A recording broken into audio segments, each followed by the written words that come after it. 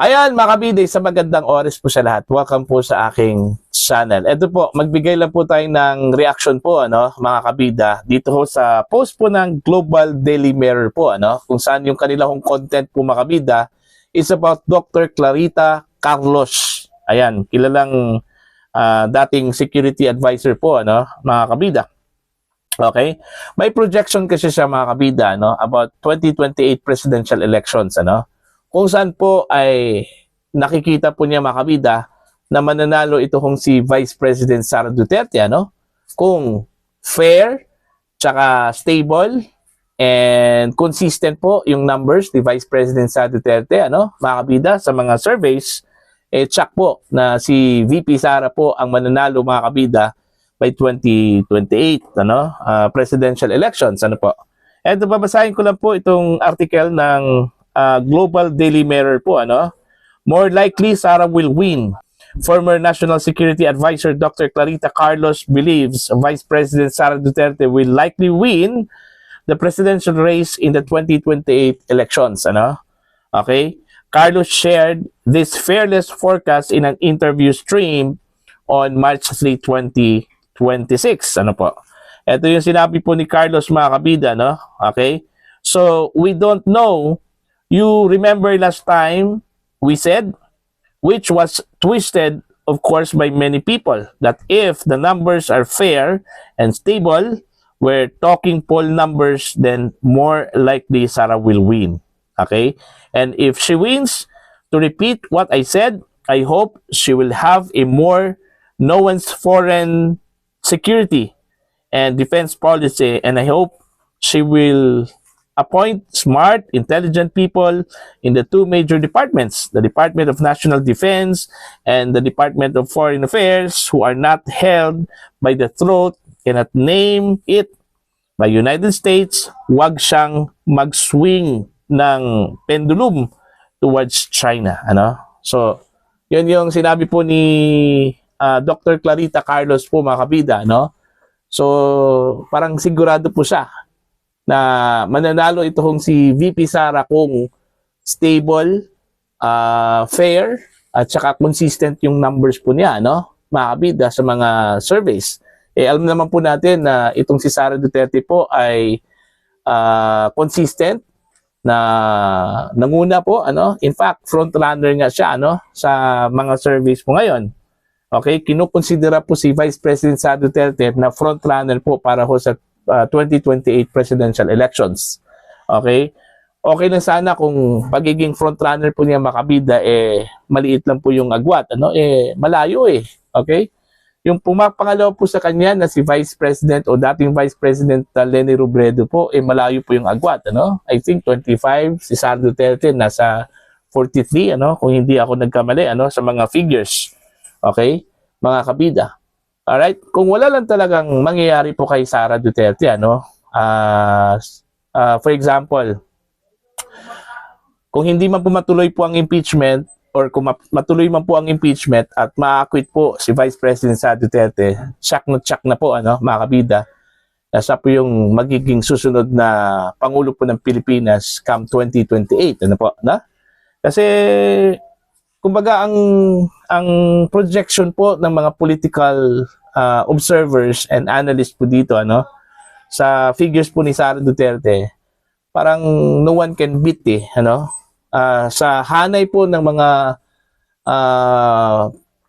anong tawag po dito, projected candidates mga kabida, so far wala pa pong makukonsidera po natin na formidable opponent po kahit na po si dating Vice President Leni Robredo malayo po mga kabida. Okay, how much more ngayon na nagdeklara po itong si ex-VP Robredo na hindi na po tatakbo sa national scene mga kabida. Mag-concentrate na lang daw siya doon sa kanyang lugar sa Naga mga kabida. So most likely kung pagbabatayan po natin yung current projected or potential candidates for presidency po makabida, Risa Hontiveros, Bam Aquino, John Vic Rimulya, sa kanila lang po umiikot yan makabida, yung posibilidad, kung sino po yung tatakbo sa party po ng opposition, actually hindi ko makukonsiderang opposition yung grupo po ni Risa po, ano? Kasi ang totoong opposition talaga, mga kabida, yung Duterte camp. Kasi yun yung lumalaban po sa administrasyon eh. Itong grupo po, mga kabida, ni Risa Hontiveros, Akbayan, Kakampings, ano, Yellow Tards, okay? Hindi po yan sila makukonsiderang opposition. Kasi parang friendly yan sila sa administrasyon eh. Okay? Mga kabida. So, nevertheless, kung sino man po yung pipiliin po nila, most probably, makikipag-alyansa yan sila sa administrasyon, ano? For purposes of getting the resources, ano, ng administrasyon, mga kabida. Lamang kasi sila, kung makuha po nila yung administrasyon dahil in terms of resources, finances po, mga kabida, eh malaking bintahe po yon. Okay? Pero hindi lahat, pero hindi sa lahat ng panahon, ano, na kapag nasa administrasyon ka, eh tsak na po yung panalo po. Ang dami na pong mga presidents dyan, ano, mga kabida, na talo po yung nasa administrasyon, ano? Okay? Katulad na lang po yung 2016 presidential elections. Ang manok po nila, mga kabida, ito kong si Rojas. Manok po ng administrasyon. And then, ang nanalo po si Dicong, ano? Okay? Mga kabida. So, hindi po tsak na kapag nasa administrasyon o kapag kalyado mo yung administrasyon, eh, mananalo ka na, ano? Mga kabida, lalong-lalo na po ngayon na kumbaga kiss of death daw yung pakikipag-alyansa po sa Marcos administration po, ano, mga kabida. Laban ho kay Sara Duterte, ano po. Dahil napakababa po yung trust rating po, ano, ng Pangulo at ng kanyang administrasyon. So, hindi ho makakatulong po. Kung sakali man po makikipag-alyansa po, mga kabida, itong grupo po ni Risa Hontiveros, ano po. Pero para sa akin, nasa kanila lang po, Bam Aquino or Risa Hontiveros po ang pwedeng pagpipilian po para ipantapat po nila, mga kabida, kay Sara Duterte. Pero again, aside from Dr. Clarita Carlos po, ang dami hong mga political analyst na nagsasabi po na malayo yung agwat, yung lamang po, ano? Kung sakali man po, kakalabanin po nila si Sara Duterte, ano? So, tsak po na mananalo po si Sara Duterte. Granting, kung wala kong mangyayari po kay VP Sara, mga kabida, ano? Hindi po siya ma-impeach, okay? Hindi po matanggal po, mga kabida, sa kanyang posisyon bilang Vice Presidente, ano? At saka hindi po siya masasampahan po ng kaso, ano? Kasi alam naman po natin na meron pong pending investigation po ngayon dyan po sa Office of the Ombudsman, ano? Mga kabida, patungkol ho sa kasong plunder po na isinampa po, mga kabida, o complaint na plunder na isinampa po dyan po sa Office of the Ombudsman. So, antayin po natin to. Okay, kung hindi lang talaga magbabago yung numbers po ni VP Sara, okay, kung ganun pa rin ka-consistent yung numbers niya, no, sa mga future surveys, okay, para sa pagkapangulo po ng Pilipinas, tsak na po na si Sara Duterte po ang mananalo po, mga kabida, bilang presidente po ng Pilipinas come 2028, mga kabida.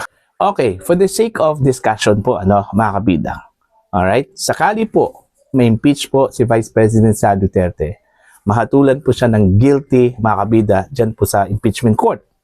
Alright? Ano ang mangyayari po, ano, mga kabida? Kasi alam naman po natin na ang penalty po sa conviction dyan po sa impeachment court is perpetual disqualification to hold public office, di ba, mga kabida? So, hindi na po makakatakbo si Vice President Sara Duterte, ano? Okay? Pero, do you think hahayaan po ni VP Sara na wala ho silang i-field na kandidato dyan? Meron po siyang i-endorso, mga kabida. At dito ho sa endorsement po ng Vice Presidente, makapangyarihan po yun. Dahil dyan po papasok, mga kabida, yung tinatawag po nilang sympathy votes. Okay? Kasi pag once na i-convict po nila ang Vice Presidente, mga kabida, ang implication niyan, ano, pinupolitika talaga si Vice President Sara Duterte at gusto po ng mga kalaban po ni Vice President Sara Duterte na matanggal po siya at hindi ho siya makakatakbo sa 2028 presidential elections. Alright? So, Yun po yung mangyayari. So, ang simpatsya po ng mga Pilipino ay dun po mapupunta mga kabida kung sino man po yung kanyang i-endorso. Okay? It's either Robin Padilla, Marcoleta, Bongo, mga kabida, or even Benji Magalong, walang talo po. Okay? Kahit sino sa kanila, mga kabida, mananalo po talaga yan, pagdating ho sa presidential election po sa 2028, mga kabida.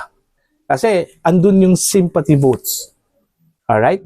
Mga kabida, So, sa madaling salita, walang talo po si Vice President Sara Duterte, kahit na po siya po ay ma-impeach.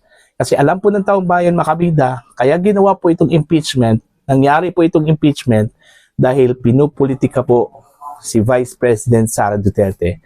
At gusto po ng mga kalaban ni Vice President Sara Duterte, lalong-lalo na po ng Marcos administration, na hindi po makakatakbo, mga kabida, si VP Sara pagdating ho sa 2028 presidential elections. At hindi lang po na-anticipate po ng kanyang mga kalaban, mga kabida, na kahit na po ma-impeach ang Vice Presidente, makapangyarihan pa rin ito, ma-influensya pa rin ito pagdating ho sa boto, mga kabida.